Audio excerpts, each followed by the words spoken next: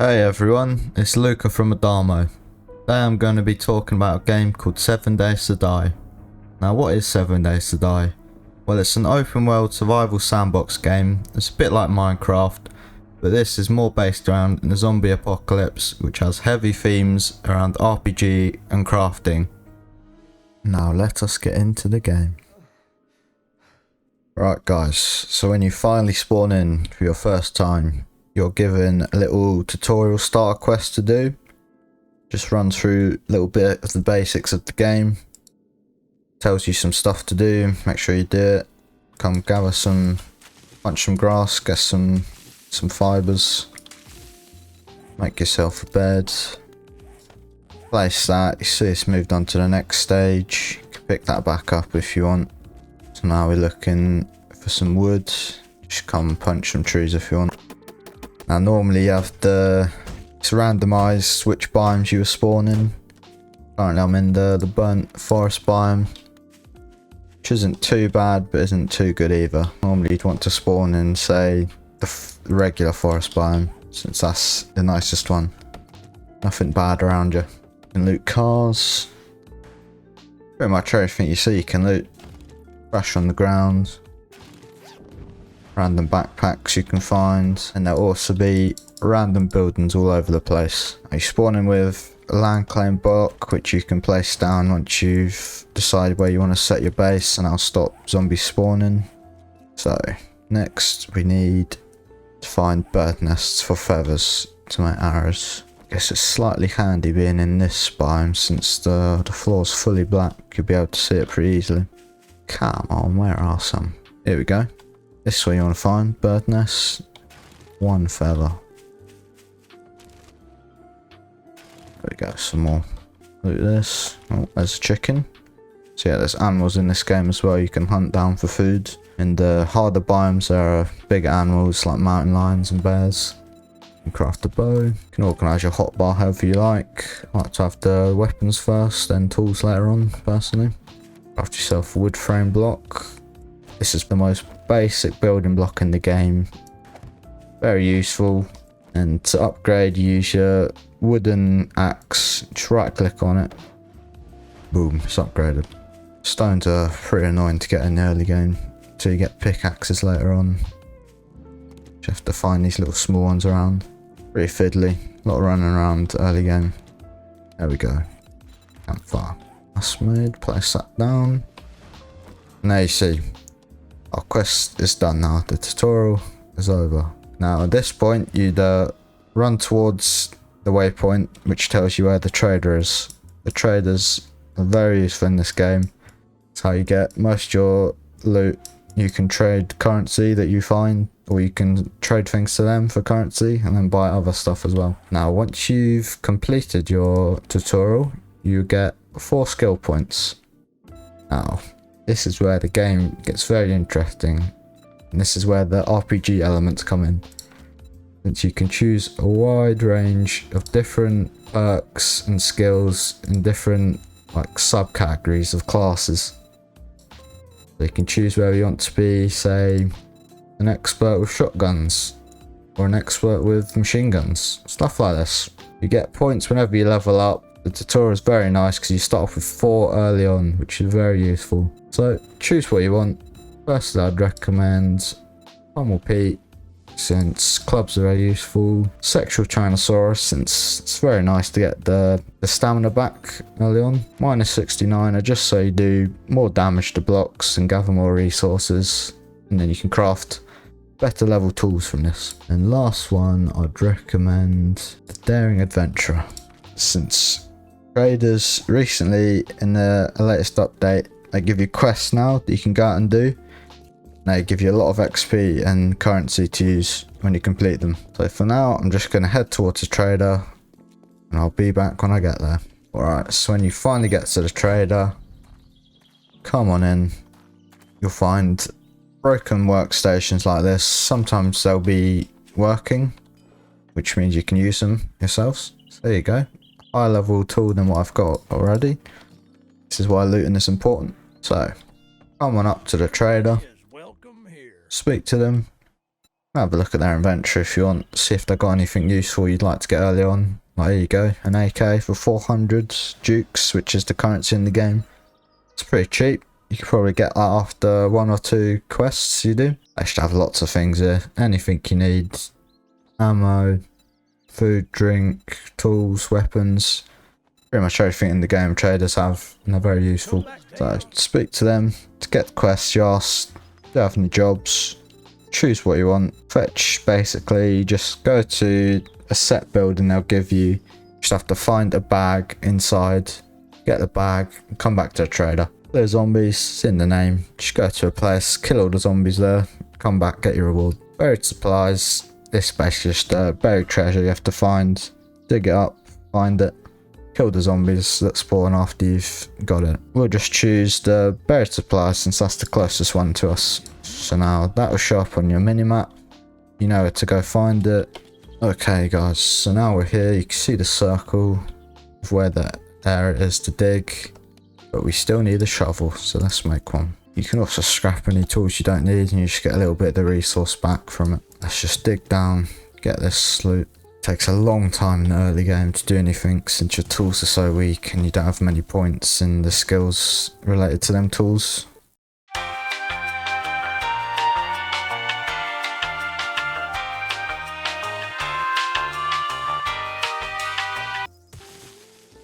There we go. There's the stash. So a nice bit of loot. Not really. It's just food. There you go. Nice recipe. And this is the supplies you need to make sure you pick up. So you can take it back to the trader and claim the reward. So now we complete this. A bunch of zombies will spawn around the hole we've dug to come out. Be careful because your stamina's really weak early game. Recommend just spamming power attacks on their heads. Hit them and walk back. Beat them until they're all dead. Shouldn't be too much of a struggle, as long as you just kite them all. That's a little crawler over here. There we go, all dead. So once that's all done, go back to the trader again and you claim in the reward. So when you're back at the trader, come straight back up to them again. There you go. You get to choose what you want out of the rewards from the quest.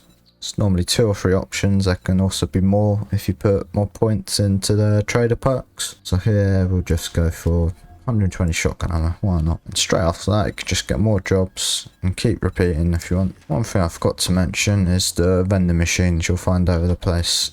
Very useful. Just have endless supply of and food, but also special candy which gives you buffs. So like here, this one gives max health and resistance to crit. Hackers lets you salvage more from cars with your wrench. Skull crushers more melee damage. This one's very useful. Better trading, more sneak damage, etc.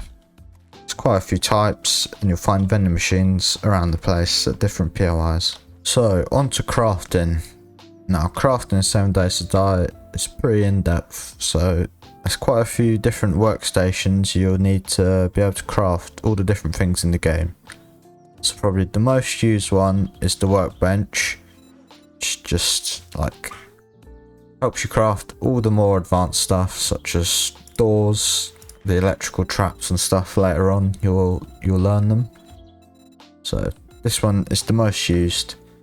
Next we have the chemistry station, which is used to craft like all the medicine or just advanced gasoline and oil sort of resources, stuff like that. Next we have the forge, it's just used to process all the like raw materials, let's say, such as ores you mine, such as iron, such as lead, such as brass. Then you can also put in clay, sand, cement. You can make lots of different things in here. Just used for processing. Next is the cement mixer. It's just used, yeah, pretty much just for crafting the late game building blocks, such as concrete and cement. Then, of course, campfire is used for crafting food and drinks. There's a lot of them in the game, and you need advanced recipes and the chef perk to be able to craft them. So, other than that, in the game there's recipes which you can find while you're out and about looting. You can come, just learn them, lots of different things. Then here I'll show you a nice little trick you can use though. So here you see the book is closed when you haven't learnt it.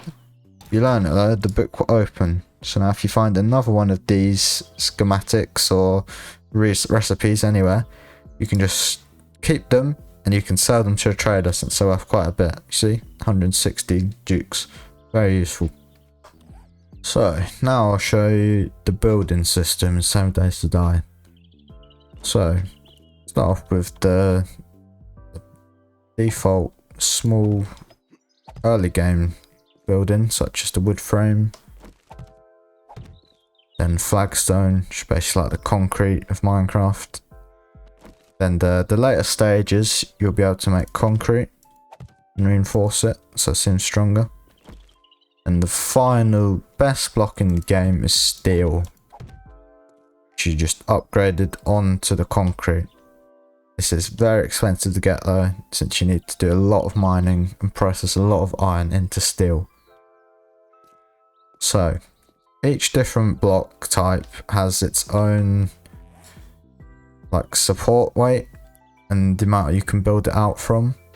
So the higher you go, the further they can hold out blocks. In this game it also does rely on building stability, so you can't just have floating blocks or anything like that. That doesn't work. There's a certain limit you can go till they will fall off though, so you have to support them every now and then. It's a pretty realistic building system, which is why I like it compared to other games. Pretty in depth, a lot of stuff you can do. Different shapes you can make if you hold down the settings. Here you can make ramps, stairs, all different sorts of things. Whatever you want, you can do it in this game. Now in 7 Days to Die, looting is a very important part of the game. So usually when you get quests, you'll be sent to random buildings around the place in little towns or villages like this, or maybe just random buildings out in the middle of nowhere by themselves. So when you come in, you just want to be careful of any zombies since they'll be sleeping on the floors. When you move around over trash, it'll make a noise and wake them up. When you come in places though, make sure you smash down any paintings you see, since there can be hidden safes behind them. So most things will be lootable. It'll come up saying untouched, that means you haven't looted it yet. There's a lot of cupboards, random things like this you can loot. Trash cans. A lot of things you can loot in this game. So as you can hear, there's a zombie upstairs. Let's go find this. Here. They will break down doors if you give them long enough. You can just kill them there. Now, in most POIs or buildings, there'll be locked doors, which means the loot is probably around there. But there's different ways to get around, such as coming in, finding another way. Like here we have a way up. Just make some wood frames here. We can climb up and boom. Here is pretty much the main loot of this place. Each building will have its own main loot, some better than others. This was a pretty easy, simple house, so there you go. Now, bigger buildings, such as this big hospital here in this town, will obviously have a lot better loot than, say, random small houses. So, if you complete the bigger buildings and get all the way to the main loot, which is normally either at the top in most cases, or there'll sometimes be underground bunkers, that's where the main loot will be, and there'll be a lot stronger, bigger collections of loot, such as big boxes full of ammo, guns, weapons, tools, anything. It all depends on the type of place. So here it's a hospital, So there'll obviously be a big loot collection, which will have quite a few medical supplies in, etc. So here I am at the main loot inside that hospital I just showed. As I said, a lot better loot, bigger loot supply than in, say, a random small house. As I said, medical supplies, nice and useful. And there's always a bunch of crates at the end you smash open. Be different types of loot depending on what it is. So that's a car parts box. Actually, get some tool related stuff. So there you go. Workbench schematic. And weapon bags. Yeah, random weapons or weapon mods. Very nice. Hardened chests. These are the best loot, but you need lockpicks to get into them. Otherwise you'll spend a long time having to just break them. 10k HP. We don't have time for that. Now, also dependent on your game stage, which is based on your level, how long you've survived, how many zombies you've killed, will increase as you complete that more. And as that increases, the amount of loot and the loot tier will go up. So the higher your game stage, the higher and better loot you'll find. The max level loot you can find is tier 6 stuff. You can only craft up to tier 5 by your perks, so tier 6 you'll have to find from looting. So guys, you may be wondering, why is this game even called 7 Days to Die? What does that mean? So, every 7 days in game, on the 7th night there'll be a blood moon horde night, when endless amount of zombies will keep running at you until it's the next morning. So this will start at 10 o'clock at night, which it will be in 10 minutes, you see, at the timer above. Comes really dark and red. Day will light up red, so you'll know which day it is. You can't keep track of your 7 times table. So once it starts, you want to make sure you have a nice fortified base, or in the early game, if you can't really make that yet, since getting the resources is hard. You just have to find a nice POI you can get on top of, such as this. Then once it starts, yeah, just have to try and not die. Make sure you stay alive. Here you go. See a bunch of them spawning and just running at me here. Now the zombies will just slap on the side of the building and try and make it collapse. Which obviously won't happen early game since they're weaker.